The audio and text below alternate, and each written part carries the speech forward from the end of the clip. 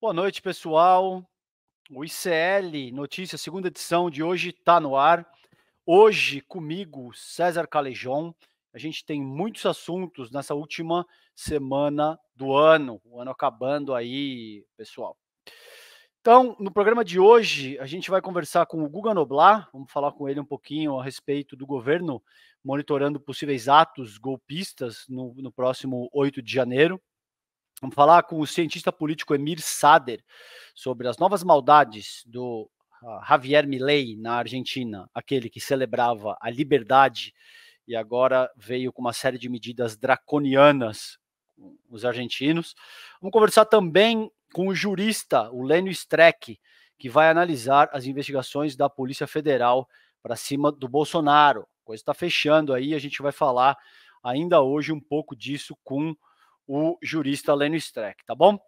Então, para começar aqui, eu vou chamar meu camarada Guga Noblar, não sei se ele já está pronto aí, tá aí o Guga. Salve, Guga, bem-vindo, Feliz Natal, querido. Feliz Natal, Calejão, essa audiência maravilhosa, tamo junto, né? Mesmo acabando o ano, não tem só motivos para comemorar. A gente sabe que tem notícia boa, tem notícia ruim, e a gente tá aqui para comentar. É isso aí, Guga. Vamos começar por essa questão, o governo monitorando possíveis ataques golpistas na comemoração do 8 de janeiro. O Ministério da Justiça está monitorando em diversas frentes movimentações que possam eventualmente culminar em ataques antidemocráticos, né? A exemplo do que aconteceu no dia 8 de janeiro de 2023, agora também nesse próximo dia 8 de janeiro de 2024. Em entrevista coletiva realizada hoje, nesta terça-feira, dia 26, o secretário executivo do Ministério da Justiça de São Paulo, Ricardo Capelli, ressaltou que as forças de segurança têm monitorado ameaças e possíveis ataques às instituições.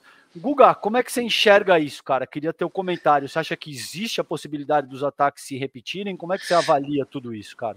Eu acho que não vai acontecer nada. O governo, inclusive, está se preparando para isso. O que o governo está fazendo é montar um plano que eles querem apresentar até quinta-feira, integrado de ação entre polícia e ministérios, para prevenir qualquer possível ataque às instituições no dia 8 de janeiro, já que no próximo dia 8 de janeiro, ao contrário do dia 8 de janeiro deste ano, né, o próximo do ano que vem, não vai ter golpe, vai ter sim uma celebração pela democracia. O Lula está fazendo questão de reunir os chefes dos poderes, o Rodrigo Pacheco do Senado, o Arthur Lira, todos os ministros do Supremo disseram que participarão desse evento e vai ser, portanto, um dia para celebrar a democracia. Claro que precisa se precaver, né? Precisa ficar esperto. Então, a Polícia Rodoviária Federal, por exemplo, ela está monitorando se tem de novo excursões, ônibus que estão vindo a Brasília. Porque ninguém, gente, vem a Brasília em janeiro. Janeiro todo mundo vaza de Brasília. Se tem ônibus vindo a Brasília no dia 8 de janeiro, é fumaça no ar, é sinal de que os golpistas estão de novo afoitos, se reunindo e tentando criar uma narrativa golpista, mas por hora é uma prevenção. O que eles estão fazendo é um trabalho de prevenção. O Ricardo Capelli, ele deixou claro que não há nenhum sinal ainda alarmante. Tem que só ficar de olho, tem que monitorar as estradas, por exemplo, e tem que fazer um plano de ação para evitar que essa turma tenha algum tipo de incentivo e queira fazer isso. Mas a previsão é de festa pela democracia e não de golpe. Acho que até porque também, né, Noblar, a punição que os golpistas do ano passado receberam também foi bastante pedagógica, né? As pessoas entenderam que, assim, olha, existem consequências, a gente não está num país em que você possa fazer o que você quiser alegando liberdade de expressão e, de fato, as pessoas pagaram, muita gente presa até hoje, então tem um efeito pedagógico. Antes Com de passar para certeza. ti comentar isso, eu vou ler aqui o que disse o Capelli, Noblar, aí você comenta em Claro. cima disso, cara. Ele disse o seguinte: o Brasil é um país livre, democrático. Manifestações são normais. O que a gente tem monitorado são ameaças, ataques às instituições. Até o momento, não há nada que preocupe. Reuniões técnicas serão feitas até dia 4 de janeiro, quando será assinado o plano para a segurança do dia 8. O que que você acha, Noblar? Você já mencionou aí que você acha pouco provável, então, não existe nenhuma... Mas foi o que você falou agora, Calejão. É pedagógico o que está acontecendo com essa turba. Inclusive, estão passando, uma boa parte deles, os que foram condenados já pelo Supremo, passaram o Natal e passarão o Ano Novo na cadeia. Então, é pedagógico. Fora isso, o Jair Bolsonaro abandonou os golpistas, chamou de infiltrado, ficou tirando o corpo fora. Aquela turba toda que colocou a liberdade em xeque para tentar mantê-lo no poder, serviu de fato de bucha de canhão, foram feitos de otários. E é claro que isso também serve de aprendizado. Por mais que bolsonarista tenha que ter, né, uma pencha de trouxa, eles não vão chegar tanto de novo. Então, como o Bolsonaro não colocou a pele em perigo por eles, dificilmente eles vão colocar a pele em perigo pelo Bolsonaro de novo. Serviu como uma aula, de fato, tanto a prisão quanto o Bolsonaro ser um frouxo e tê-los abandonado. Agora, tem outro fato que também dificulta qualquer pretensão golpista. Isso, inclusive, foi falado pelo Capelli também. Desta vez, não há um secretário de segurança golpista em Brasília, no DF, no Distrito Federal. A gente tinha o Anderson Torres, que era o ministro da Justiça do Bolsonaro e depois virou o secretário de Segurança do Ibanez Rocha, governador aqui do Distrito Federal. Esse é um golpista, segundo pesa a investigação, inclusive está de tornozeleira eletrônica, e ficou muito tempo preso por isso. Então, não há, desta vez, um secretário de segurança permissivo que vá deixar Brasília ser invadida. Não há também uma cúpula da Polícia Militar que também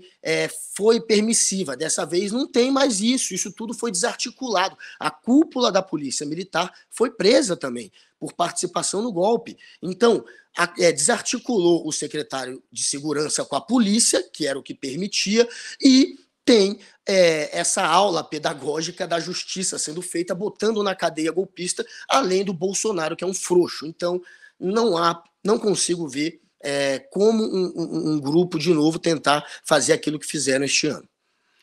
Ô Guga, e o governo também quer mobilizar a PRF, né, a Polícia Rodoviária Federal. A gente sabe que no ano passado, e principalmente durante a eleição, sob o comando do Silvinei Vasquez, a PRF agiu de uma maneira bastante complicada, tentou impedir, dificultar, no mínimo, que eleitores nordestinos chegassem às urnas. Como é que você acha que a PRF está pacificada? Agora a gente tem o inspetor Antônio Fernando Souza Oliveira, que está no comando da PRF, se eu não me engano. E como é que você sente essa questão, cara? Você acha que dá para confiar na PRF? Isso é uma questão resolvida? Gostaria da tua análise. Eu acho que depois de tirar do comando da PRF um bolsonarista nível Anderson Torres, outro golpista, o Silvinei Vasquez, que também está sendo cobrado pela justiça, que também está tendo que pagar por isso. Depois de tirá-lo desse posto de comando, as coisas mudam, o clima muda. Tem muita gente, inclusive da época do Silvinei, que era contrário a essas táticas dele. Parte do que está sendo usado contra ele na justiça foi delatado por pessoas que trabalhavam ao lado dele. Ele fez uma reunião com um grupo muito grande de diretores da Polícia Rodoviária Federal, e essa reunião ele acabou falando demais, se entregando demais. Muita gente que participou já foi ouvida pela polícia e muita gente entregou esse sujeito. Então já tinha gente que era contrária, e agora a cadeia de comando, claro, não é golpista, e isso é muito importante. Então eles farão, obviamente, eu creio, o trabalho que tem que ser feito, de monitorar as estradas, que é o que está sendo cobrado dessa vez, para ficar de olho e não deixar ou alertar se perceber que tem comboio de golpista de novo sendo armado para invadir Brasília. Agora, não há por hora esse sinal. É claro que tem um ou outro louco que sempre vai botar pilha e vai falar bobagem, mas tá desmontado essa possibilidade na minha visão por isso, por esses fatos que eu relatei, de não tem mais polícia que vai estar do lado, não tem mais secretário de segurança, e os próprios bolsonaristas que sentiram na pele o peso da justiça. Não consigo ver isso acontecer. Quem não vai participar, olha que curioso, dia 8 de janeiro vai ser comemorado, então, a democracia, o dia da democracia. Lula com todos os ministros, com alguns do STF, no caso, com o Rodrigo Pacheco, Arthur Lira. Agora, quem não vai participar dessa festa pela democracia?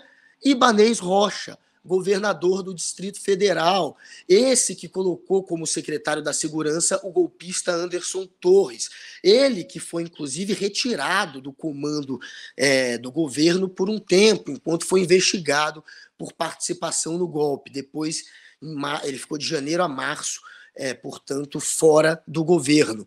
Esse sujeito, que também é um fraco, que permitiu já em dezembro do ano de 2022 que Brasília fosse quase sitiada pelos golpistas. Eles destruíram a cidade, tentaram invadir a Polícia Federal para retirar dali um indígena que também era político e também é pastor, esses indígenas fake do bolsonarismo. Eles invadiram, usaram esse dia, na verdade era o pretexto para o golpe. Em dezembro, a polícia de Brasília já tinha falhado, a cúpula da polícia já tinha permitido Brasília ser tomada por golpista em dezembro. E aí a culpa também, óbvio, já era desse sujeito que depois acabou reeleito. E aí em janeiro, mais uma vez. Então ele falhou, ou ele permitiu, 2 tentativas de golpe, o Ibanez. Esse daí, covardemente, vai passar agora os próximos dias em Miami, inclusive o ponto turístico favorito dos golpistas, mais uma coincidência, e não estará no dia 8 nesta festa pela democracia. Esse Ibanez é uma vergonha, como diria o Boris Casoy. Boa. Ô Guga, e falando em férias, cara, hoje o próprio presidente Lula também começou as suas férias, que ele fica de férias até o dia 3 de janeiro. Ele está com a Janja na Restinga de Marambaia, no Rio de Janeiro. E hoje pela manhã ele teve uma reunião com os auxiliares próximos, né? Como é que você avalia isso, cara? São férias merecidas? Foi um bom ano para o governo Lula? Eu gostaria que você fizesse um arrazoado de como é que você sente esse primeiro ano de governo Lula e quais são as primeiras pedreiras que o Lula deve enfrentar, o governo deve enfrentar agora no começo de 2024, cara. Férias meia boca, né? Porque do dia 26, que é hoje, até o dia 3 dá exatamente uma semana. É aquela uma semana que todo mundo tem. O Lula vai trabalhar na virada do ano e no Natal. Então, assim, férias. Quando falo em férias, eu lembro do George Bush filho, né? Esse é o rei das férias. O George Bush, presidente dos Estados Unidos, passava 30, 40 dias de férias. Aí sim, ele assumia e já estava de férias. Ele assumiu o mandato, tirou férias em questão de meses. Era uma coisa patética. Ficava lá no rancho dele brincando de atirar. Agora o Lula vai passar uma semana descansando numa praia que já é um ponto de descanso de vários presidentes, né? Já virou tradição, né? O Fernando Henrique já passou férias nesta praia também, né? Eu acho que até o Bolsonaro, se eu não me engano, também usou esse mesmo local para descansar no ano passado ou no ano retrasado. É uma área militar, Noblar, a Marambaia? É militar, uma área né? controlada pelas Forças Armadas. Então, claro, é melhor para alguém que foi vítima de um golpe, de tentativa de golpe, e que tem um bando de maluco ainda, querendo de alguma maneira constrangê-lo, é melhor ele estar num local onde ele vai ter, obviamente, segurança e paz. Apesar disso, apesar de ser numa área militar, o Chupetinha, o Nicolas, ou a Nicole, aquele deputado que não se dá ao respeito, e que por isso a gente tem que falar assim dele, ele colocou nas redes dele que o Lula vai passar férias e botou o local. E aí você já vê ali militante da extrema-direita que segue ele sugerindo contratar alguém para atirar, um mercenário, no caso, para ir atrás do Lula. Então você já vê que tem a extrema-direita tentando incitar ódio e perseguição ao Lula, mesmo estando num local privativo e resguardado pelos militares. Mas esse tipo de ameaça, mesmo que de internet, prova a necessidade de se estar num local restrito. E de fato, um local restrito. Não é o local preferido do Lula. O Lula prefere passar as férias na Bahia. Tem uma outra praia que o Lula vai muito e que também, enfim, é um local relativamente restrito.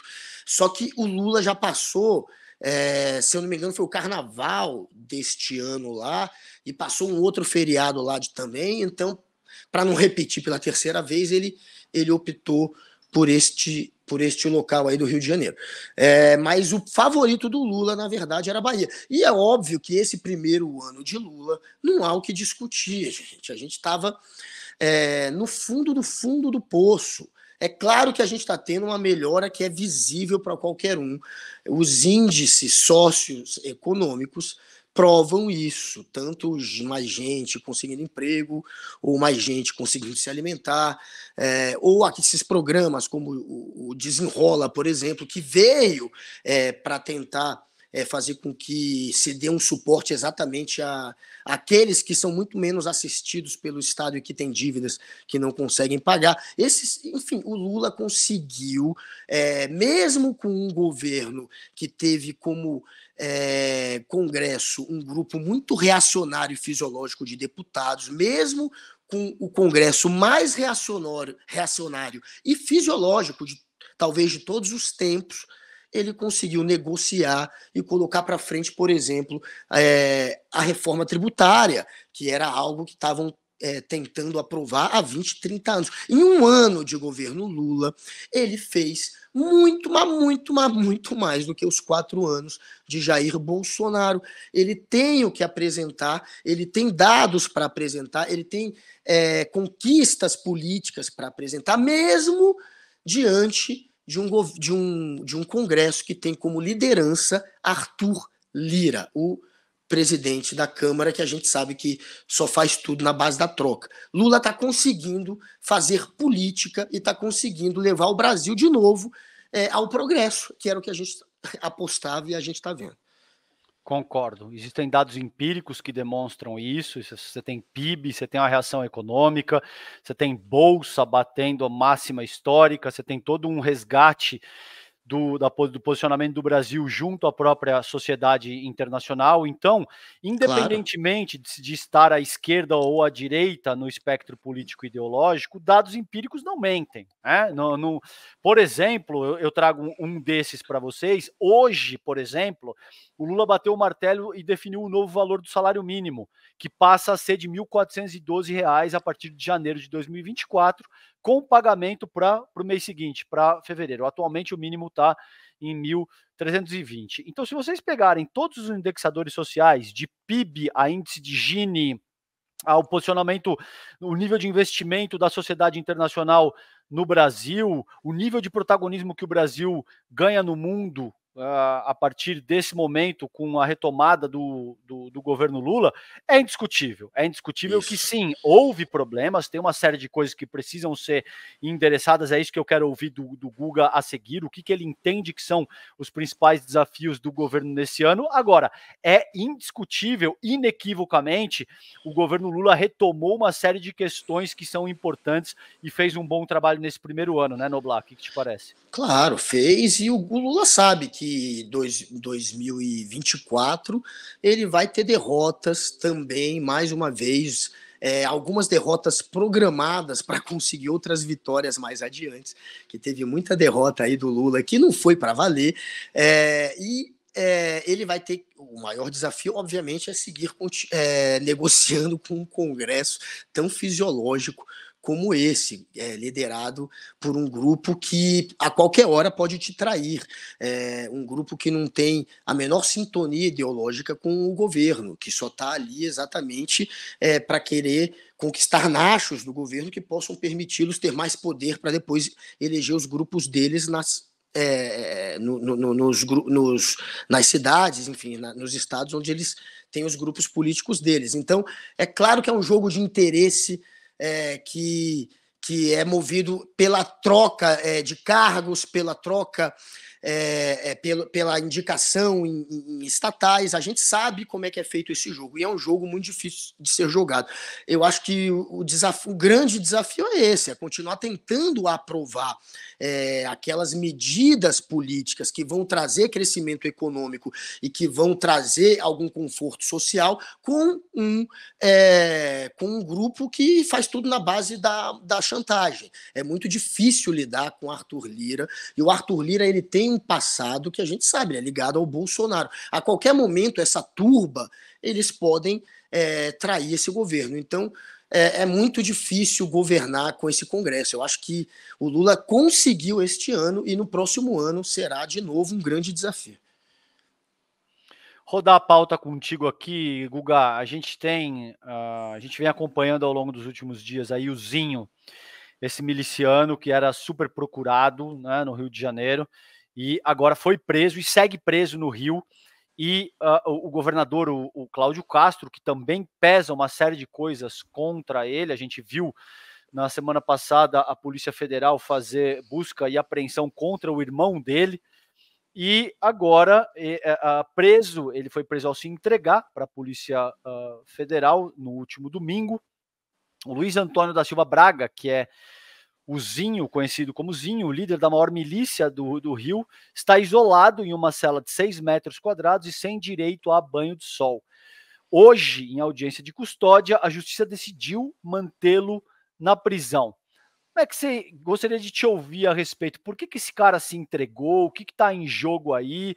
Existe o risco dele sofrer um assassinato por conta de queima de arquivo?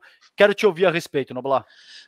O Ricardo Capelli, ao falar desta prisão do Zinho, né, ele inclusive é enfático nisso. Não tem como alguém com o poder do Zinho se entregar, a não ser que seja de fato a última alternativa. Ele já estava ali, claro, com a corda no pescoço. Não só ele, e também membros da família. Óbvio que ele está com medo de morrer. E tem muito policial que faz parte da milícia e que está atrás dele, sim. Foi por isso que ele se entregou. Por incrível que pareça, neste momento ele está mais seguro na mão do Estado. Então a vida dele está mais segura se entregando ao poder público. Foi o que ele fez. Agora, alguém muito poderoso, como você falou, o líder daquela que é considerada hoje a maior milícia do Rio de Janeiro. É uma milícia que vem daquele grupo que originou a chamada Liga da Justiça. Liga da Justiça foi um grupo de milicianos muito famoso do Rio de Janeiro que no ano 2000, entre 2000 e 2010, mais ou menos,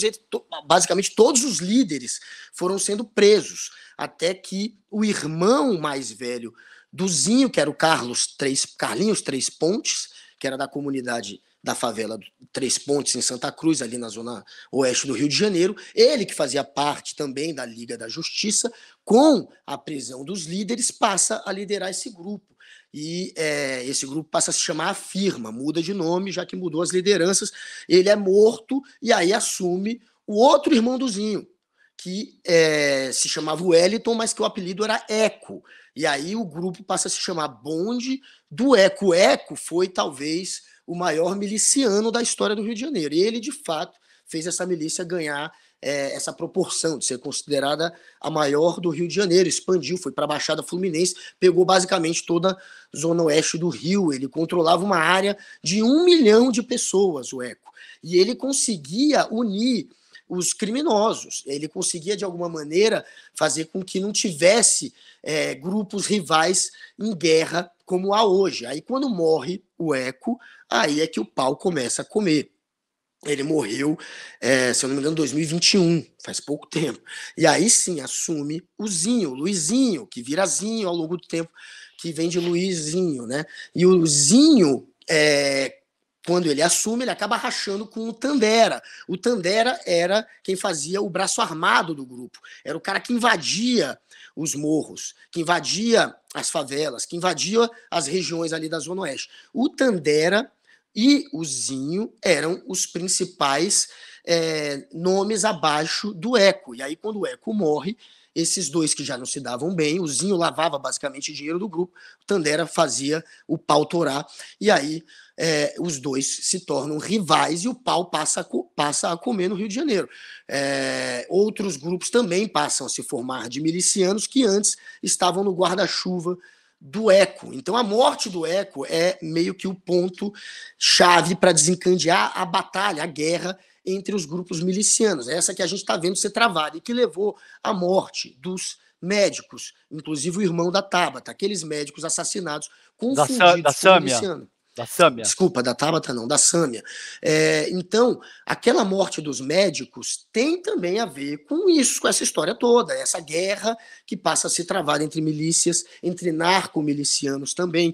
E aí, na hora que morrem os três, médicos, o governador do Rio de Janeiro coloca como missão prender o Zinho, o Tandera, que são os dois que estavam abaixo do Eco, e também o Abelha. O Abelha é do Comando Vermelho, foi ele que uniu o tráfico com a milícia. O Abelha é muito poderoso hoje no Rio de Janeiro.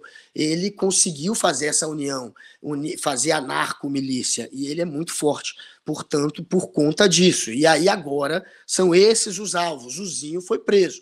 Tem ainda o Tandera, tem ainda o Abelha, mas o que mostra a prisão deles é que a família Braga, que comandou ou comanda por 10 ou mais de 10 anos já a maior milícia do Rio, foi essa que veio da Liga da Justiça, esse grupo, pelo jeito, acabou. Até porque o outro que estava na sucessão da família, que era o Faustão, o sobrinho do Zinho, ele foi morto numa dessas ações recentes, para tentar pegar o grupo do Zinho depois da morte dos médicos.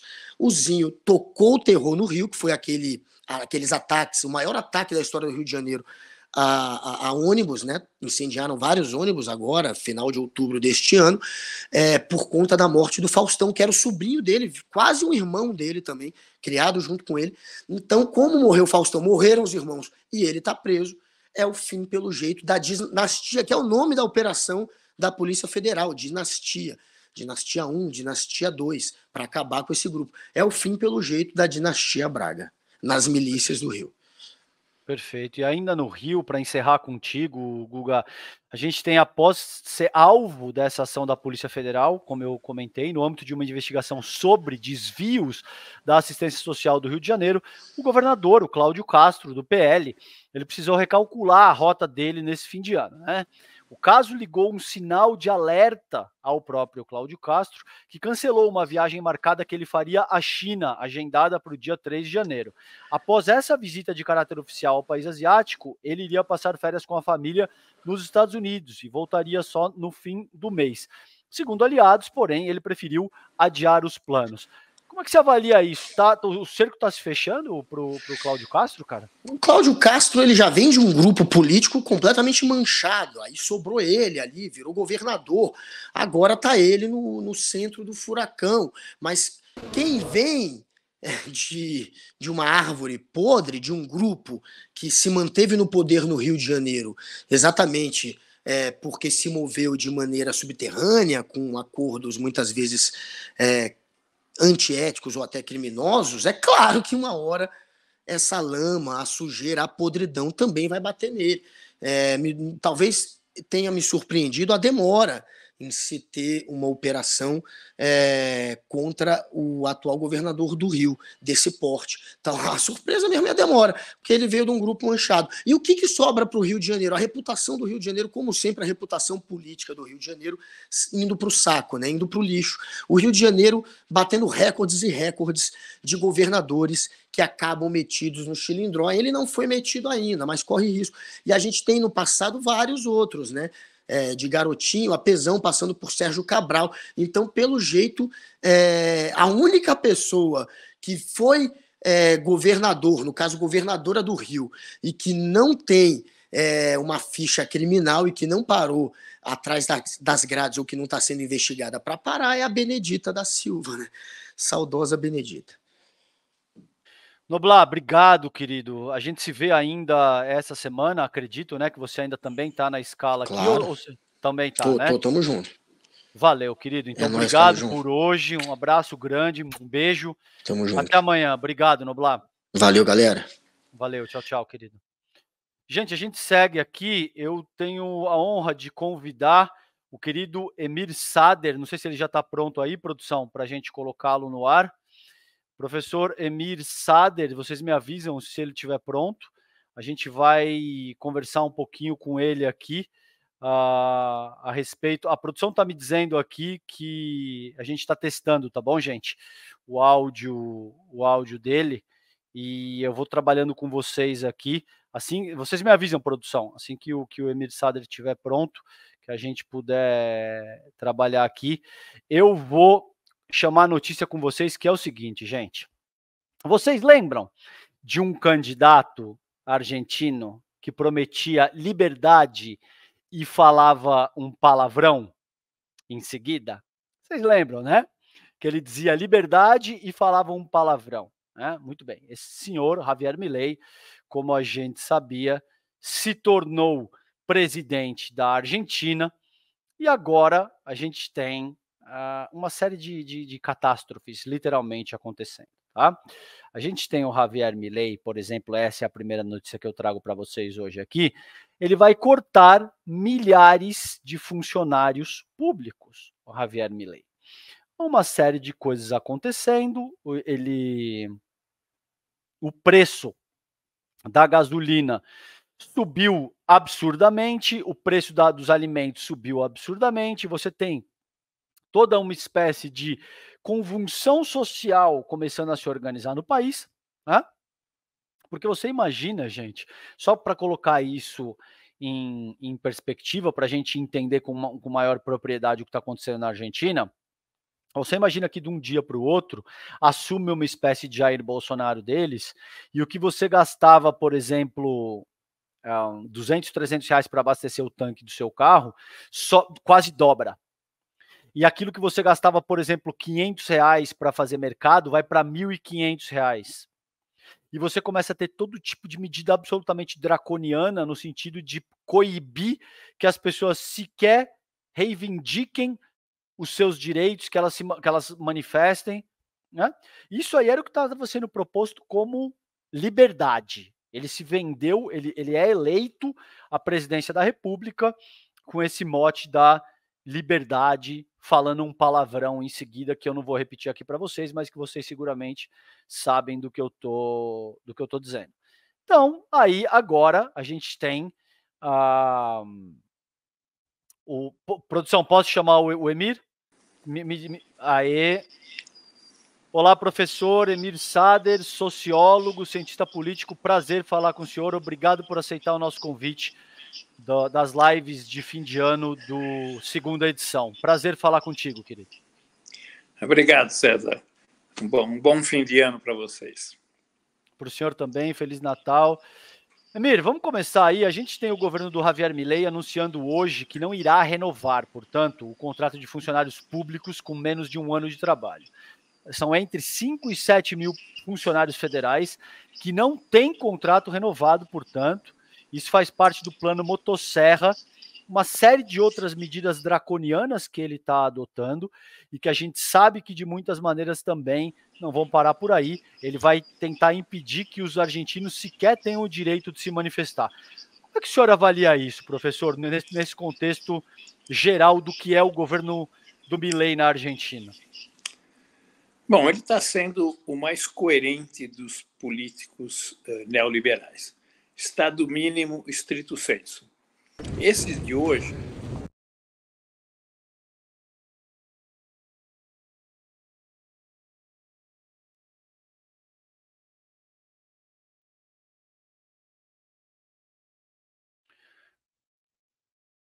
Professor, eu não sei, o senhor está me ouvindo, não? Porque eu acho que eu perdi o seu áudio, eu não sei se o público nos ouve.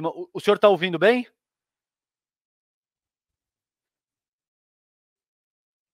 Deixa eu ver aqui. Produção, se vocês puderem me informar se o áudio dele tá normal, acho que não, né? Porque vocês tiraram, a gente perdeu o áudio do... Vamos ver agora se a gente consegue retomar. Não, eu continuo sem o seu áudio, professor. Não sei se o senhor puder, se o senhor estiver me ouvindo, tente se desconectar e reconectar. Vamos ver se a gente consegue retomar com o professor Emir Sader para a gente ouvir a avaliação dele. Eu concordo, ele disse que ele está sendo absolutamente coerente. O Javier Milei não escondeu, né? Ele não escondeu de absolutamente ninguém que ele faria o que ele está fazendo, assim como o próprio Jair Bolsonaro, gente, isso também vale a pena ser dito, não escondeu de absolutamente ninguém que ele faria, né, o que ele fez. Então, o Milei, ele está sendo coerente considerando a assinatura desse decreto para dispensar os funcionários públicos na Argentina.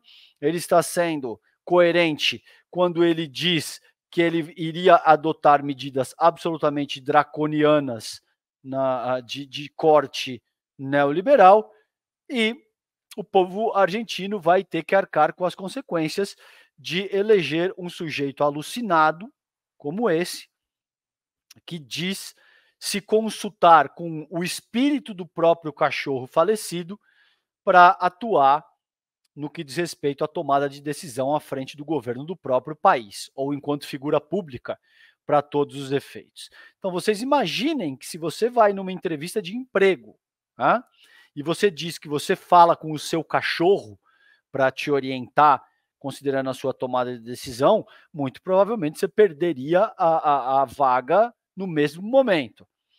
Na Argentina, o povo argentino achou por bem eleger o Javier Milei à presidência da República. Então, essa decisão dele, que assinou esse contrato para dispensar funcionários públicos que foram contratados esse ano, tem efeito para os contratos assinados a partir do dia 1º de janeiro de 2023 e que expiram agora no fim do ano. Essa medida foi publicada hoje no Diário Oficial do país. São cerca de 7 mil pessoas que estão nessa situação e que não vão ter os contratos renovados, né, segundo a própria imprensa argentina. Agora parece que eu escuto o professor Emir Sader de novo.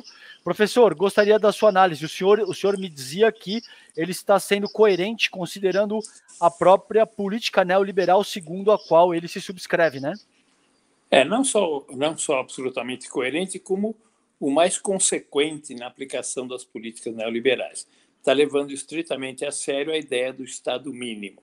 Esses que foram mandados embora hoje foram contratados nos últimos 4 anos pelo governo do Alberto Fernandes. Mas ele já anunciou que vai mandar mais gente embora, especialmente os que foram contratados pelo kirchnerismo, quer dizer, ao longo de um período mais ou menos longo. Quer dizer, a ideia do Estado mínimo, daquela motosserra lá, está sendo colocado estritamente em prática, né? E ele, além do mais, suspendeu todas as obras públicas programadas, o que significaria o cancelamento da contratação de 50 mil pessoas, né? Quer dizer, está cortando, sem limites, né? E o senhor acredita, essa eu acho que é uma ponderação que eu quero fazer com o senhor no nível sociológico mesmo. O senhor acredita, pelo nível das manifestações, por tudo que já surge nesses... Ele tem 2 semanas de governo agora e já houve manifestações importantes. Me parece que, principalmente, o peronismo tem uma penetração bastante expressiva, considerando a capacidade de organizar piquetes e protestos. O senhor acredita que ele será capaz de concluir os 4 anos de governo? O senhor vê risco para que ele caia antes disso? Como é que o senhor avalia tudo isso, professor? Ninguém diz que ele vai terminar o mandato. Agora, também ninguém diz como é que ele vai sair, né? Ele tem uma vice-presidenta que é não menos desvairada do que ele. Agora, é óbvio que se ele caísse, já seria um baque muito duro, né? Ele é o líder desse processo, certamente, né? Agora está em questão já a legalidade ou não dos decretos que ele mandou. Hoje o Congresso começou a discutir. Ele mandou para o Congresso uma proposta, mas que são apenas algumas mais suaves, digamos, das medidas que ele tá propondo. Mas ele não tem maioria nem no Senado nem na Câmara. Primeira vez que acontece isso na Argentina. Então, o mínimo que vai acontecer é que essa discussão no Congresso vai se alargar até o fim de janeiro e certamente não serão aprovados. Aí vamos ver a atitude que ele vai tomar, porque ele dizia que passaria isso de qualquer maneira, né? Que o decreto dele teria uma validade de qualquer... É uma situação judicialmente, legalmente muito esdrúxula, porque ele colocou aqueles decretos, definiu aqueles decretos que estão valendo até serem inviabilizados, ao mesmo tempo, ele mandou alguns para o Congresso, que é uma espécie de confissão, que ele não vai tentar passar tudo, mas são apenas alguns e mais suaves. E é provável que não sejam aprovados. Mas, enquanto isso, o que acontece? Está valendo o que ele decretou.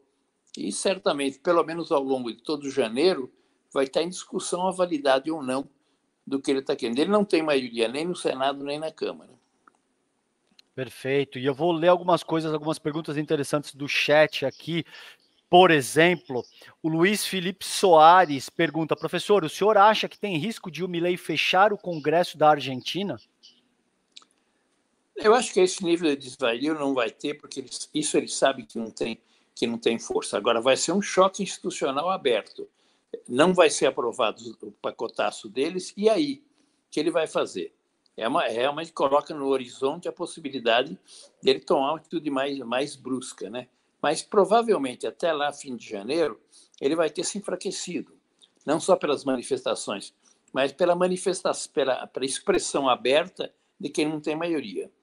Então vamos ver o que ele pode ter pronto, né? Mas ele não tem apoio militar, não tem a força institucional para tentar alguma coisa dessa ordem. Mas vai ser uma bordoada forte não ser aprovado esse pacote. Perfeito. Professor, vou rodar a pauta com o senhor aqui. Vamos falar um pouquinho do genocídio israelense em Gaza. A essa altura, a gente já tem mais de 20 mil mortos, segundo o Ministério da Saúde palestino. Mais de 70% das vítimas são mulheres e crianças. A gente viu ataques acontecendo durante o dia de Natal, inclusive, e a gente tem agora brasileiros repatriados, né, ou um outro grupo de brasileiros que estão sendo repatriados de Gaza, chegando no país. Então, é um voo com 21 brasileiros que estão sendo repatriados da faixa de Gaza.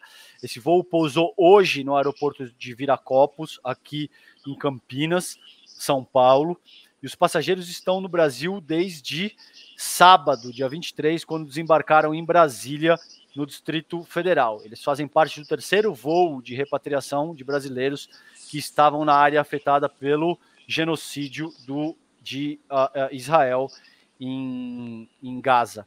Como é que o senhor avalia a posição, sobretudo, eu gostaria de ouvi-lo de uma maneira mais ampla, professor, como é que o senhor avalia o que acontece hoje em Gaza e como é que o senhor avalia a posição do Brasil nesse contexto, por favor?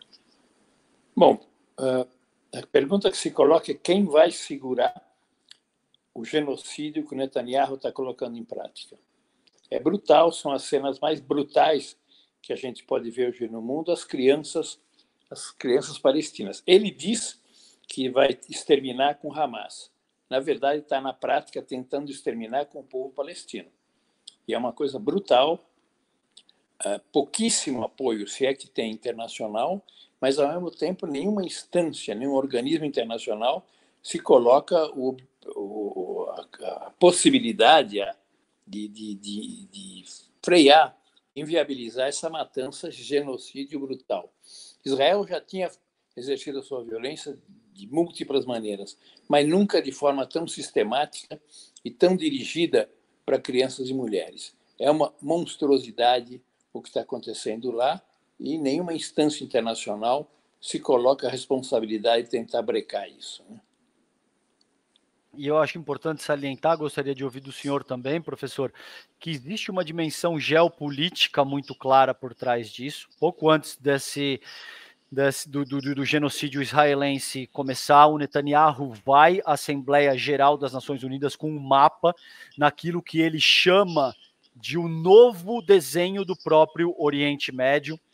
Uma série de coisas aconteceram ao longo dos últimos anos, então existe uma disputa ali que visa principalmente estabelecer uma rota comercial que seja capaz de rivalizar com a nova rota da China, a rota da seda. E existe a intenção muito clara que os estadunidenses sejam capazes de fornecer óleo e gás para a Europa em detrimento da Rússia, por exemplo, porque a gente viu que o Nord Stream 1 e 2, os gasodutos russos que forneciam gás para a Europa, foram sabotados, foram misteriosamente sabotados e explodiram. E a gente tem, portanto, toda uma questão agora do exército israelense aniquilando o povo palestino e querendo empurrar principalmente o povo da faixa de Gaza para o deserto do Sinai, no Egito, e o povo do West Bank, da Cisjordânia, perdão, para a Jordânia. Como é que o senhor avalia isso? Parece que existe um... Fala, tudo que Israel fazia, já é monstruoso. Eu estive na Cisjordânia e os palestinos cobrem com redes as ruas que ainda estão sob controle deles para se defender do lixo que os israelenses jogam nas ruas da Cisjordânia. Já não basta a monstruosidade dos muros que eles construíram, né? A quantidade de pessoas que eu vi, senhoras, idosas, que para visitar o parente que mora do outro lado da rua, tem que dar uma volta enorme, passar pelo controle de jovens judeus, que antes, inclusive, moravam na Rússia, para poder dar a volta e visitar vizinhos que estavam do outro lado da rua. É a monstruosidade esse muro que eles fazem e todas as consequências que tem. Agora, inclusive, na Cisjordânia já tem enfrentamentos mais abertos. Antes não dava para chegar em Gaza, mas dava para chegar à Cisjordânia. Eu cheguei no aeroporto de Israel, tinha feito a reserva de um hotel em Jerusalém, como se eu fosse para lá, saí, os palestinos me recolheram e eu fiquei o tempo todo na Cisjordânia. Mas agora nem isso é possível, está cada vez mais cercada a Palestina, né? E com combate já dentro da Cisjordânia, né? Tremendo o que está acontecendo lá, tremendo. Professor, eu gostaria de aproveitar a vossa presença para que o senhor explicasse um pouquinho, porque às vezes a gente fala de um estado de apartheid, por exemplo, e as pessoas não têm a real dimensão do que isso significa. Elas não têm a real dimensão de que existe um ordenamento jurídico para, por exemplo, palestinos e outro para israelenses. Elas não têm a dimensão de que existem lugares e estradas que os palestinos simplesmente não podem acessar. Elas não têm a real dimensão de que crianças palestinas com 12 anos podem ser presas sob um instrumento que se chama prisão administrativa. Significa que você não tem que alegar absolutamente nada para prender uma criança de 12 anos. O senhor que já esteve na Cisjordânia, eu gostaria que o senhor falasse um pouquinho mais da brutalidade que é um regime de apartheid, por favor. E vamos voltar à questão política de fundo, né? A decisão de 2 estados, ninguém batalha para colocar em prática, quer dizer, ela não é obedecida por Israel, e aí? Não teria havido nenhum desses conflitos se houvesse já o reconhecimento que o Lula e o Brasil sempre têm reafirmado. Você colocou essa questão, eu acho que a posição da política internacional brasileira é absolutamente correta na questão da Palestina, e o Lula tem reiterado sempre que a questão de fundo é a existência de 2 estados, coisa que não tem nada que possa indicar que está nessa direção, né? Então, estar lá é estar, como eu falei, além dessas coisas de humilhação que eles têm, ter que passar sempre por controles internos na Cisjordânia, né? É uma situação tremenda. A gente pode circular para lá e para cá, mas frequentemente tem que passar por controles, né? Então de fato além da não obediência à ideia de um Estado palestino, existe uma semi-ocupação da própria Cisjordânia, né? Que são os conhecidos checkpoints. Me parece que sim. Que estão com os melhores territórios da Cisjordânia, né, para eles. Exatamente. E me parece que, inequivocamente, o que a gente assiste em pleno século XXI é um processo de colonização. É um processo que remete às práticas mais bárbaras e mais duras da colonização, por exemplo, que foi feita ao longo dos séculos passados em diferentes partes do mundo. Agora, professor, gostaria de discutir com o senhor também, e quero lhe ouvir a respeito disso, porque as principais democracias ocidentais apoiarem o genocídio do povo palestino, quando você tem 20 mil mortos, 70% são crianças e mulheres, de alguma forma desmonta aquela falácia segundo a qual as democracias liberais do Ocidente prezariam pela Declaração Universal dos Direitos Humanos, seriam regimes mais razoáveis na forma como se conduzem junto à própria sociedade internacional. Isso desmonta esse preceito, não? Como é que o senhor avalia isso? As declarações diz que a guerra dele não é com Hamas, é com o povo palestino, significaria exterminar com o povo palestino, na verdade, né? E está fazendo sistematicamente, né? Os bombardeios deles são sistemáticos, são diários, são brutais, né? A gente até se pergunta quando está lá por que não há uma reação, digamos, de terrorismo palestino como resposta às situações de humilhação. É uma contenção enorme da parte deles para não responder da mesma maneira que Israel age, né? É claro que quando fazem isso a resposta é mais brutal ainda, né? Mas na verdade o mundo está assistindo tranquilamente o maior massacre do século XXI e que a quantidade de mortos sobe exponencialmente, né? A foto das crianças palestinas mortas ou sobrevivendo são as fotos mais brutais da contemporaneidade. Concordo com gênero, número e grau.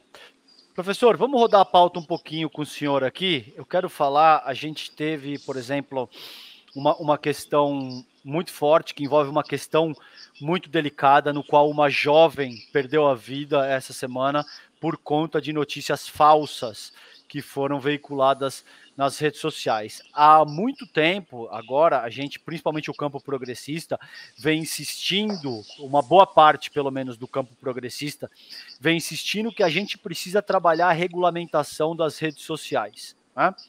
Como é que o senhor avalia isso? Como é que, no nível sociológico, enquanto sociólogo, como é que o senhor entende essa questão? O acontecimento foi brutal. Sim. O acontecimento foi brutal e ele foi se desenhando ao longo do tempo, né? As reações, até que chegou a situação dramática do suicídio dela. Mas, diante dos olhos de todo mundo, inclusive dos meios de comunicação, foi se vendo desenhar essa circunstância, né? Não foi uma coisa que aconteceu do dia para a noite. E mesmo a reação do governo é necessário regulamentar. Mas qual é a iniciativa concreta? O que vai ser mandado para o Congresso? Que postura o governo tem em relação à regulamentação, né? Qual é a regulamentação que o governo está propondo, né? Então, acabou passando essa coisa também tranquilamente diante dos olhos da mídia em geral e da política brasileira, né? Faz parte da política brasileira a questão da regulamentação indispensável e urgente dos meios de comunicação. Professor Emir Sader, muito obrigado pela presença. Diga, o senhor quer complementar? Deixa eu aproveitar para mostrar a nova edição do meu último livro. Por favor, querido. Lula e a Esquerda do Século XXI. Neoliberalismo e pós-neoliberalismo no Brasil e na América Latina. Publicado pela nossa editora, do Laboratório de Políticas Públicas da UERJ. Esta é a segunda edição do livro que já foi publicado em vários outros países. Lula e a Esquerda do Século... Não é sobre o Lula, é sobre a esquerda brasileira e o Brasil. Tá? E as pessoas que quiserem adquirir, professor, olha, como é que elas fazem? Entre outros lugares, está na Amazon. Está em várias livrarias, mas está na Amazon como forma de acesso mais direto para comprar.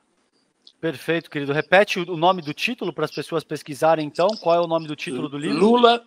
Lula e a Esquerda do Século XXI. Tá aí, Lula e a Esquerda do Século XXI, novo livro do professor sociólogo, cientista político Emir Sader. Obrigado, querido. Feliz Natal para o senhor. Obrigado pela participação hoje no N2. Foi uma honra recebê-lo, professor. Obrigado. Muito obrigado. Um grande abraço. Um abraço, querido. Feliz Natal. Obrigado. Gente, vamos chamar outro craque aqui agora, que eu tenho a honra de receber, o Lênio Streck, jurista Lênio Streck. O Lênio vocês todos já conhecem, ele dispensa a apresentação, é um craque aí da casa, está sempre aqui com a gente. Lênio, Feliz Natal, querido. Obrigado por aceitar o nosso convite. Opa, Feliz Natal, próspero, venturoso e etc, ano novo, né? E um abraço para o Emir, porque não sei se ele já saiu, mas eu converso com ele de vez em quando, sou fã dele. Que bacana. Lênio, vamos trabalhar aqui essa notícia da PF preparando o indiciamento do Jair Bolsonaro. Então, a Polícia Federal está trabalhando para concluir, portanto, no início desse próximo ano agora, os inquéritos das fake news e das milícias digitais que miram os núcleos político e econômico do bolsonarismo. A avaliação dos investigadores é que já há elementos suficientes, já existe materialidade jurídica para indiciar o ex-presidente Jair Bolsonaro por delitos cometidos ao longo dos últimos 4 anos.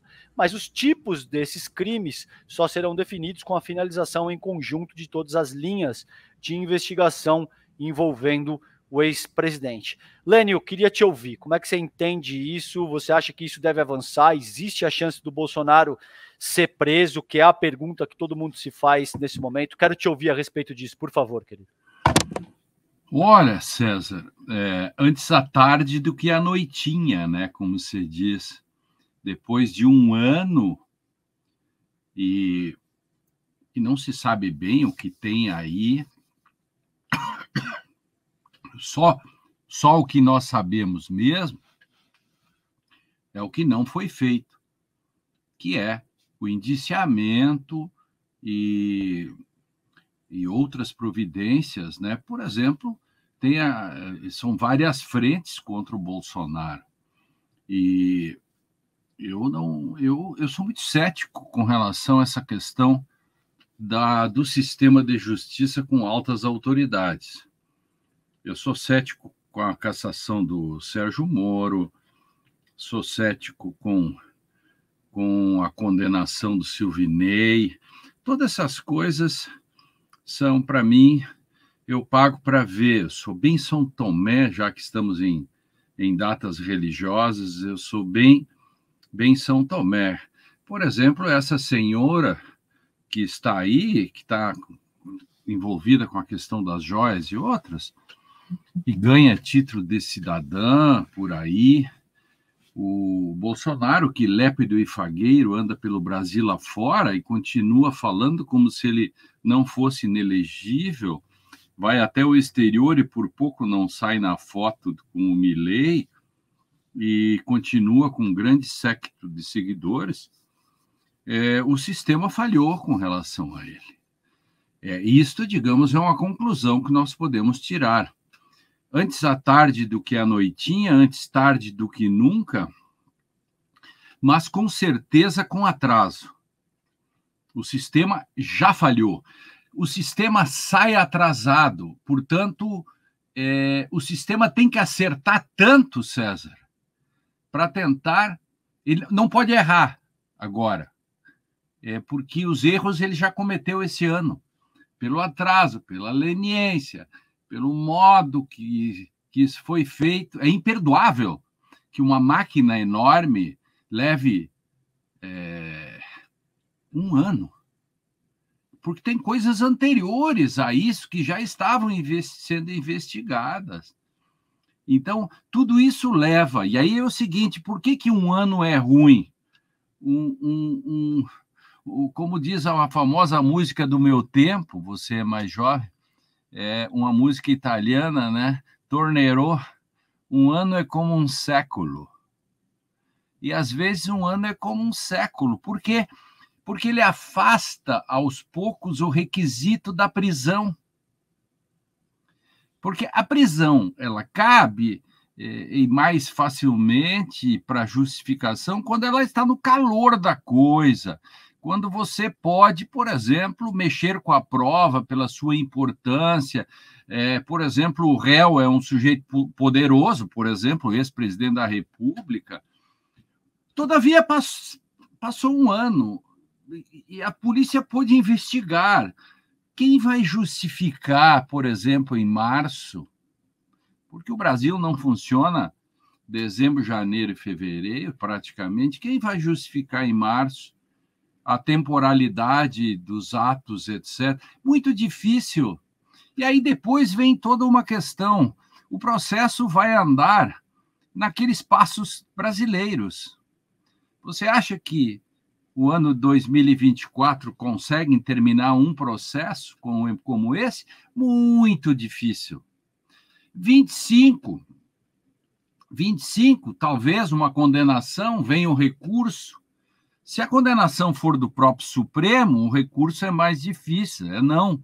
Agora, se for em primeira instância, por exemplo, dependendo desses crimes, alguns serão na primeira, outros serão no Supremo, dependendo aonde que está engatado, tudo isso é uma questão técnica, isso pode ir para as calendas, né? Leva anos esse tipo de coisa. Tudo porque quando o réu está preso, anda mais rápido, porque o sistema tem que fazer mais rápido. Veja, quando o Lula foi preso, o sistema andou rapidissimamente. Lembra disso? Pois, nesse caso aqui, Bolsonaro está solto, não é nem indiciado. Portanto, eu vejo com muita preocupação o quadro que se arma daqui para frente. Eu não tenho nenhum otimismo com relação a isso. Lênio, e eu lembro nos meses anteriores que você criticou de alguma forma a inação do próprio Ministério Público e você salientou a importância de que o Lula apontasse com a maior celeridade possível o novo PGR. Agora a gente tem o Paulo Gonet aí. Como é que você avalia o Paulo Gonet e nesse novo contexto do indiciamento do Jair Bolsonaro? Como é que você avalia a própria atuação do Gonet à frente da PGR nesse momento? Bom, ele já chega com um ano de atraso nisso, né? Então, ele precisa receber todo esse material, ele precisa separar aquilo que é da primeira, por exemplo, tem coisas de fake news que estão engatados no inquérito mãe, aquele grande inquérito, coisas do golpe que são engatados nesse grande inquérito. Agora, a questão das joias não é da atribuição do Gonet. A questão das joias, ao que me consta, a questão das joias envolve a justiça comum, a justiça de primeira instância, porque ele não é mais presidente da República, o Bolsonaro. E isso não tem nada a ver com golpe, a menos que se consiga, mas aí é uma questão muito difícil, que o dinheiro das joias e tudo isso tem a ver com... Eu acho que aí é meio conspiratória, é mais difícil. O dinheiro das joias era para botar no bolso mesmo de alguns, era mais simples. E é uma questão que está ligada ao Ministério Público de primeiro grau. O Ministério Público que está atrasado nisso também por uma razão política institucional, que o Ministério Público perdeu o seu espaço nessa questão da delação, né? Porque o Supremo, por razões do tipo, eu sei o que você fez no verão passado, o Ministério Público acabou perdendo no Supremo Tribunal o seu protagonismo nas delações. Começar pelo voto Fachin e tal, e o Supremo já por maioria de votos disse: a Polícia Federal pode fazer sozinha a delação, tem autonomia para isso. O Ministério Público teve uma perda enorme nesse sentido.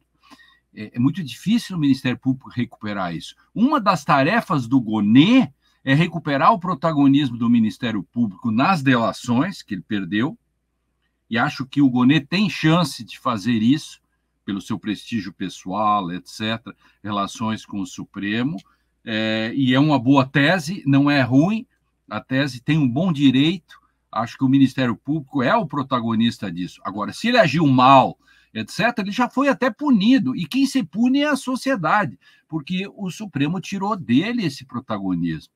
E agora, por exemplo, essa é muito boa, César, o nosso telespectador vai sacar, por exemplo, se o Ministério Público fosse efetivamente o protagonista dessa delação, teria demorado tanto quanto a polícia tem demorado, 4, 5, 6 meses. Veja, Cid foi preso em março. Depois veio abril, maio, junho, julho, agosto, setembro, outubro, novembro, dezembro. São 9 meses, uma gestação E aí eu chamei isso, né? Eu acho que você sabe, eu chamei essa delação do Cid de delação Sherazade, a delação das 1001 noites, que não termina nunca. Cada dia parece que o Cid diz: para amanhã eu tenho mais. E os caras, oba, oba, oba. E assim ele vem e vai levando, e não termina nunca essa delação. Agora, pelas notícias hoje, parece que a delação está ligada com outras questões que a Polícia Federal quer fechar tudo junto. Cara, algumas questões das joias são independentemente das outras. Já devia ter denúncia criminal com relação a isso. E outra, delação. Delação é um negócio jurídico. E é mesmo, a gente chama tecnicamente de negócio jurídico, em que eu entrego uma mercadoria e recebo um valor. Qual é o valor? Vou receber menos pena e etc, etc. Que mercadoria eu entrego? Coisas que interessam ao Estado, à polícia, ao Ministério Público. Até agora, a gente não sabe bem efetivamente o que ele está entregando. Então, a gente quer saber, por exemplo, se ele entregou coisa boa. Essa coisa boa já não devia ter denúncia criminal contra quem daquilo que o Cid entregou? São mistérios que nós, aqui, como olheiros da República, estamos louquinhos para saber o que é. O que nós temos é muita especulação. Lênio, vamos girar um pouquinho a pauta contigo. Quero ouvir a gente nos últimos dias, nas últimas horas, na verdade, acho que isso não tem nem um dia inteiro ainda. Muito se falou que, primeiro, o Lula sinalizou, através do que rolou na imprensa, sobretudo, eu não vi o Lula se manifestar em juízo a respeito disso, mas ele correu a imprensa de que o Lewandowski seria a principal opção do Lula para assumir o comando da pasta da Justiça. Aí muito foi dito de que o Lewandowski talvez não teria mais pique, talvez não teria interesse, que ele estaria melhor na iniciativa privada, e ao longo das últimas horas surge, portanto, a especulação de que ele aceitaria, de que ele teria interesse nisso. Mas gostaria de que você fizesse uma reflexão acerca, primeiro, o Lewandowski é um bom nome, como é que você percebe o nome dele? Se você acredita que existe a percepção de que a pasta possa ser desmembrada em duas pastas, e como é que você avaliaria cada uma dessas possibilidades? Veja, vamos por partes. O Lewandowski tem o tamanho do ministério. Dino tem o tamanho do ministério. Os cargos têm um tamanho e os seus ocupantes têm que ter um tamanho que encaixe como peça de Lego. E o enorme espaço que tem o Ministério da Justiça pode ser ocupado pelo ministro Lewandowski. Agora, tem uma coisinha no meio disso, que é o seguinte: tempo e conjuntura, César. Cada vez mais o Brasil sofre com o problema da violência e cada vez mais a questão da segurança se coloca. Eu mesmo fico pensando, assim, é a minha tese, de que a esquerda não cuidou bem até hoje dessa questão da segurança e as cobranças são muito grandes, porque quem mais sofre com a violência são os pobres. Então, o governo tem que dar uma resposta, porque o governo tem que dizer para as vítimas e os pobres de que se preocupa com a violência, se preocupa com eles. Senão, porque aí vem as narrativas, a extrema-direita diz que a esquerda é amiga dos bandidos, essa narrativa cruel que se estabelece. Por isso tem tanta bancada da bala. Essa gente toda que vai para o parlamento com a promessa de que ela vai combater a violência, que bandido bom é bandido morto, etc. E nós sabemos que não é assim, de um não se tira um deve ser. É a lei de Hume, há que se ter muito cuidado. O que eu quero dizer com isso? que a pasta da Justiça, quando se fez a discussão no início do ano, eu era contra a subdivisão da pasta da Justiça em Justiça e Segurança, por uma série de razões. Uhum. Todavia, a demanda por segurança, a demanda da segurança é tão grande, inclusive em termos políticos, do que significa no imaginário social uma resposta do Estado com relação à violência crescente, ela, nesse momento, talvez isso fosse uma carga muito grande para o ministro Lewandowski, que tem o tamanho do Ministério da Justiça, mas pelo seu talento, sua envergadura, sua verve, sua credibilidade, emprestaria muito bem para o Ministério da Justiça. O Ministério, mas teria que se fazer uma cisão para que o Ministério da Segurança Pública, ou a pasta da segurança, a linha de frente vai exigir demais, né? E penso que eu não gastaria uma bala de prata ou de ouro, que é o ministro Lewandowski, com uma pasta que exige, por exemplo, ir ao Rio, ir a São Paulo, enfrentar essas questões todas que parece que ninguém mais tem dúvida que o governo precisa dar uma resposta para não perder votos e não perder, digamos, narrativas nas redes sociais, que hoje é o insumo da democracia, para o bem e para o mal. Eu penso que sim, o cara ideal é o Lewandowski, o tamanho do ministério.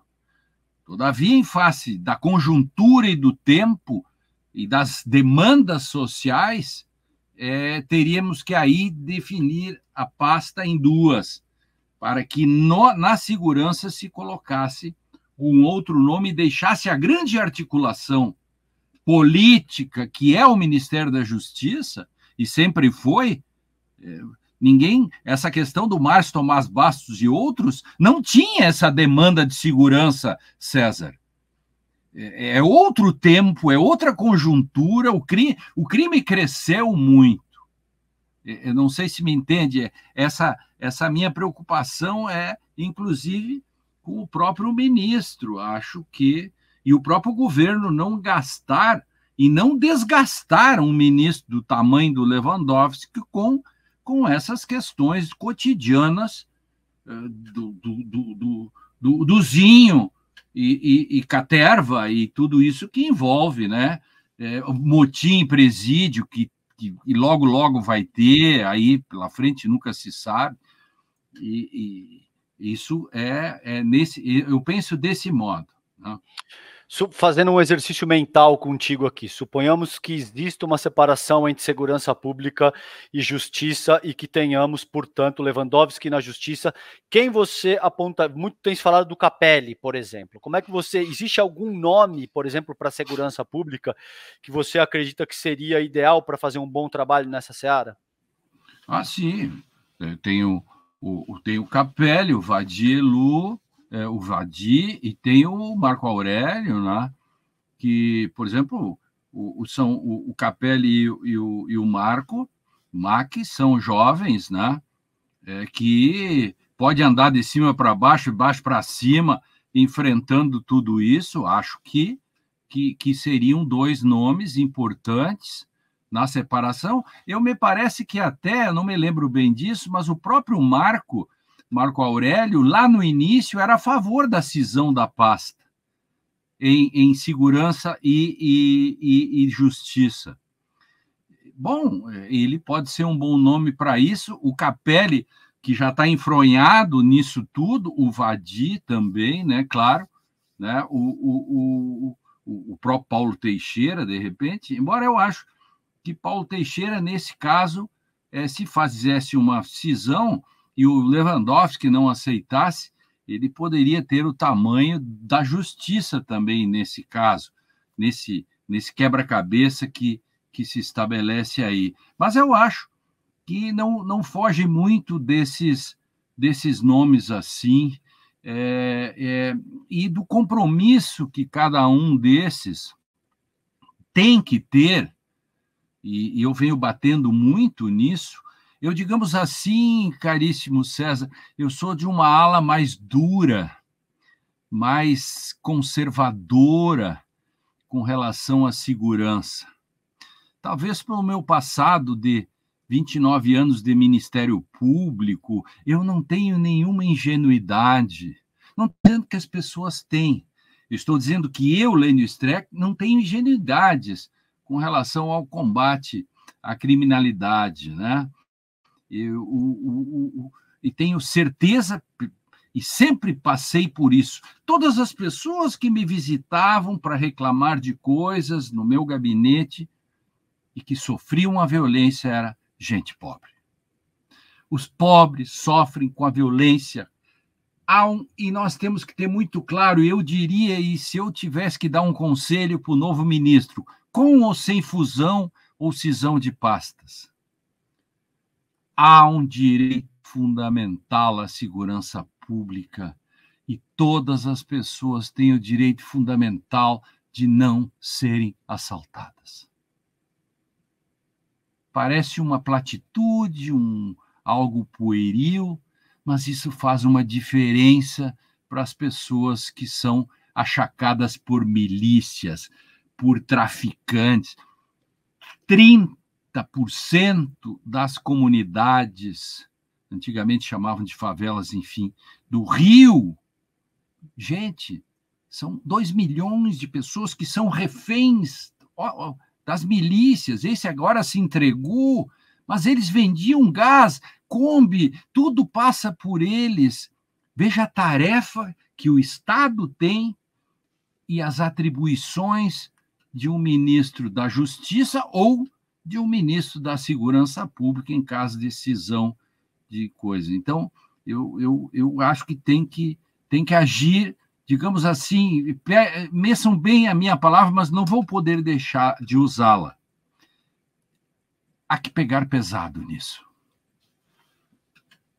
Lênio, eu tenho 10 minutinhos finais aqui contigo e eu quero usar esse tempo para explorar o seguinte tema. A gente teve, ao longo dos últimos dias, um caso trágico de o que aconteceu, resultou numa morte por conta de notícias falsas que estavam sendo veiculadas via internet, que atribuíam um suposto caso que uma menina de 22 anos estaria tendo com uma figura pública notória que tem muita ressonância popular. Isso resultou numa morte e a gente sabe que páginas, por exemplo, como essa, ajudaram a catalisar, ajudaram a disseminar essas notícias. Isso remete a uma discussão, a meu ver, de novo, do projeto de lei 2630, mas também remete, e é aí que eu gostaria de te ouvir, a uma discussão mais ampla na própria forma como a gente está organizado enquanto sociedade. Tem uma discussão no nível sociológico, no nível jurídico que precisa ser feito aí, porque hoje a gente conta com um nível de tecnologia via internet, smartphones e tal, que não existia quando do nosso Código Penal em 1940, não existia da nossa Carta Magna durante a década de 80, enfim. Como é que você avalia isso? Gostaria que você discorresse um pouco a respeito da importância do que você sente com relação à regulamentação das redes sociais e como é que você acha, enquanto jurista, que esse tipo de regulamentação pode servir para evitar o que aconteceu, por exemplo, com essa tragédia. Bom, César, assim como o sujeito está dentro de um teatro e irresponsavelmente grita fogo, não tem fogo nenhum, o lema que fica é mentiras matam. Esse é um caso trágico em que uma mentira matou. A grande questão é como punir isto, né? Como punir o gozo da sociedade sem ser tirânico? Eis o grande lema, né, que se coloca. em face dessa pós-modernidade em que não há fatos. Existem apenas narrativas, existem apenas as interpretações e narrativas sobre os fatos. O que coloca em xeque, no fundo, porque, veja, pensa comigo, o César Callejon, pensa comigo uma coisa. Se uma notícia dessa mata, tu imagina um conjunto de notícias, quanto estrago pode fazer, inclusive com relação à democracia. Nós tivemos a democracia em risco por causa das notícias falsas sobre um artigo da Constituição. Gente, atenção! Vamos trazer de volta isto que nós falamos um pouco lá atrás. Eu escrevi um artigo no O Globo e no outro jornal aqui do Sul, a Zero Hora. Eu chamei assim, hermenêuticas criminosas. No fundo, isto que o Choquei esse fez, e essas outras coisas, essa nova classe que acha que influencer é profissão, desculpe, mas isso não é profissão, né? Uma coisa que qualquer um pode ser, não é profissão.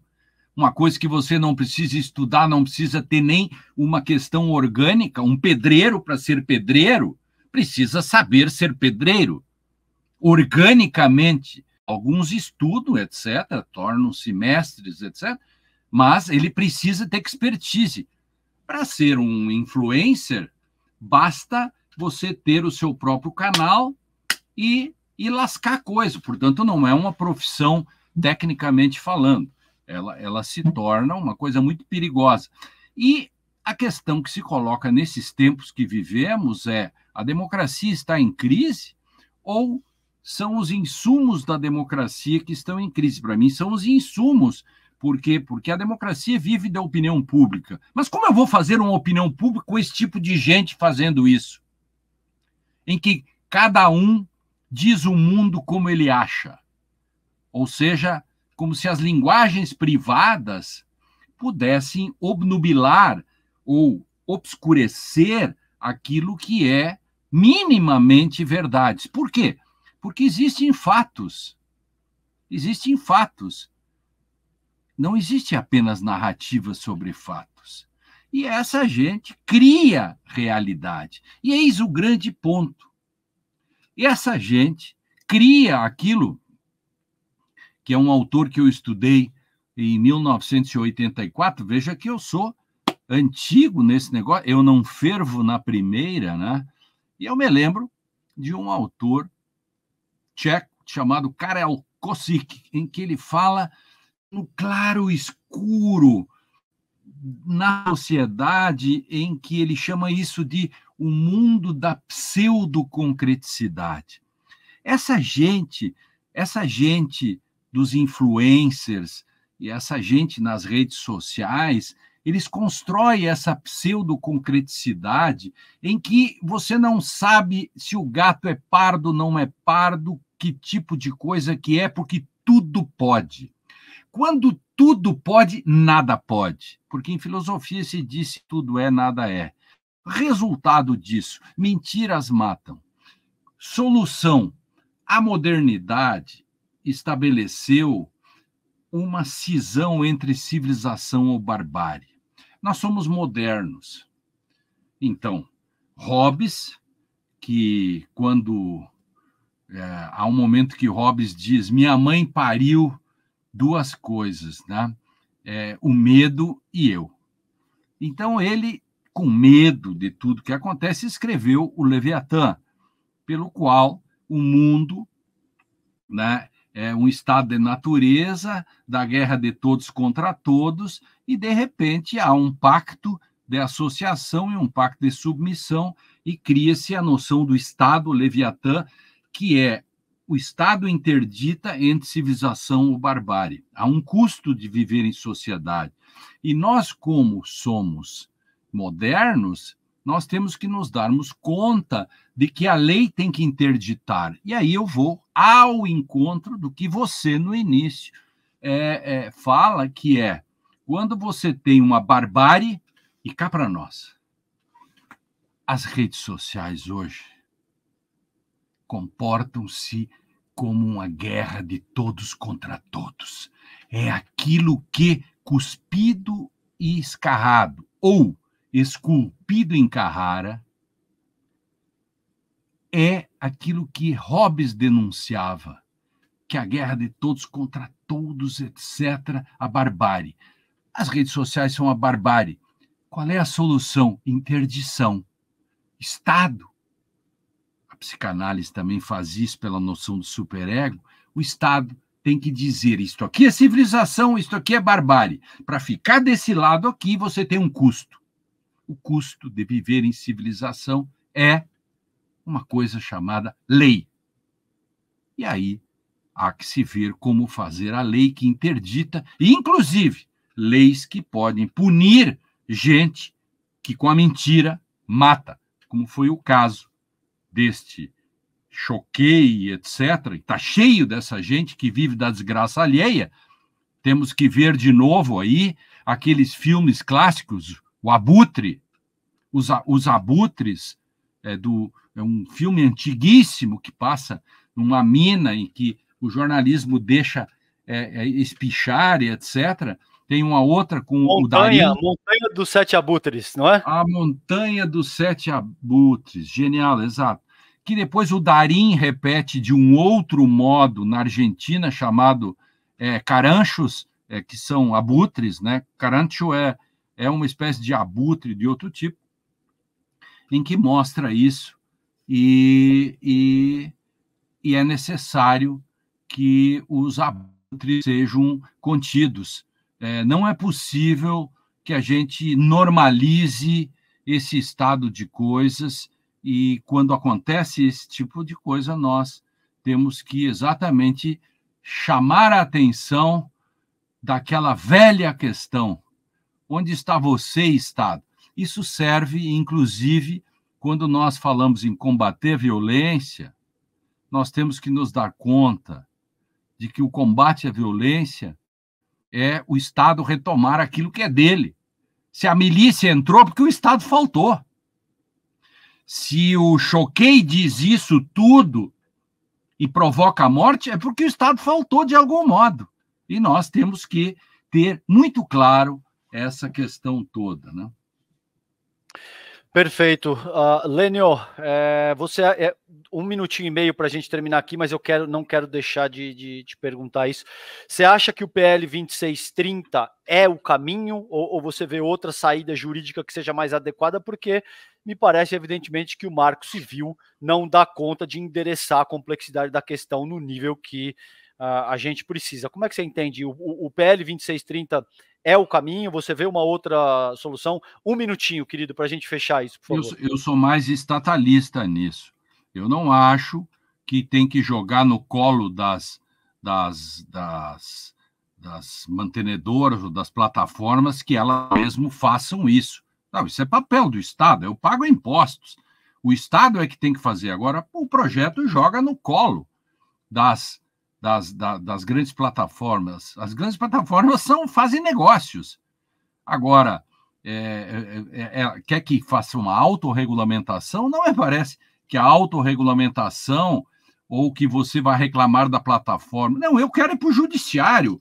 O judiciário está aí para isso. Ele que tem que dizer, e o Ministério Público são bem pagos para isso, para me protegerem. E não a própria plataforma tem que sair caçando o cara, etc., etc., que me parece que não vai funcionar. Idealmente, uma coisa, na real político, na real jurídico, na real da sociedade no cotidiano, você precisa do Estado. Perfeito. Lênio, obrigado. Muita gente te elogiando aqui, dizendo da tua categoria de sempre. Tudo que você traz para a mesa é absolutamente pertinente, sempre com muita densidade, com muita propriedade. Jurista Lênio Streck, obrigado. Uma honra te receber aqui no N2. Um beijo grande, Feliz Natal para vocês aí. Fiquem em paz, tá? Feliz Natal e feliz Ano Novo para todos, né? Agora eu tiro uns dias aí de férias, né? Modéstia à parte, merecidas, né? E falamos no ano que vem. Valeu, querido. Valeu. Boas festas, bom descanso. Aproveite, beijo. Gente, é isso aí. Com isso, a gente encerra essa edição de hoje do N2. Amanhã cedo, vocês já sabem, a partir de 8 horas da manhã, tem o N1 com a Vivian Mesquita e os convidados. E amanhã à noite, 18 horas, estaremos de volta aqui com o N2, tá bom? Beijo grande, fiquem bem. Até amanhã. Tchau, tchau. Bom, eu estou aqui ao lado de Leonardo Boff e de Júlio Lancelotti, dois mestres espirituais deste país, um teólogo, um homem da pastoral das ruas da cidade grande, para falar sobre desafios, sobre lutas e esperanças para o povo do nosso país neste fim de ano. Então eu te convido para vir com a gente em vários episódios. A gente vai falar de vários aspectos, do Natal, da convivência, da tecnologia, do meio ambiente, do diálogo, de tudo isso. Vai ser bom.